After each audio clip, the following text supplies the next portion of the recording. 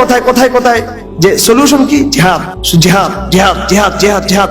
একটা আসক্তি, একটা ফ্যান্টাসি। এই ফ্যান্টাসি আমাদের তরুণদের একটা বিরাট অংশ বর্তমানে লিপ্ত। উনি কিন্তু ঠিক মতো কিন্তু কিয়ামুল লাইল করেন না। দিন কায়েমের জন্য, দিন প্রতিষ্ঠার জন্য কিছু কৌশল হচ্ছে সামষ্টিক কৌশল, দলীয় কৌশল, আর দলীয় চরিত্র, আর কিছু কাজ আছে ইন্ডিভিজুয়াল চরিত্র। সে ইন্ডিভিজুয়াল চরিত্র, ইন্ডিভিজুয়াল কন্ডিশন দিন কায়েমের, তার মধ্যে অন্যতম হলো শেষ রাতের জাগরণ। কোরআনকে পড়তে হবে শেষ রাতে। এটা একদম বিপ্লবী কিন্তু একটা কর্মসূচি, শেষ রাতে উঠাটা।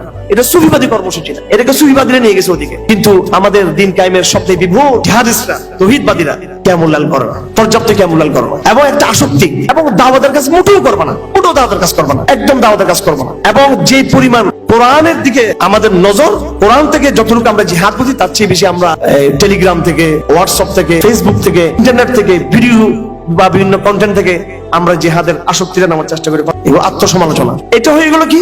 দাওয়া বিবর্জিত জিহাদ হয়ে গেল এটা।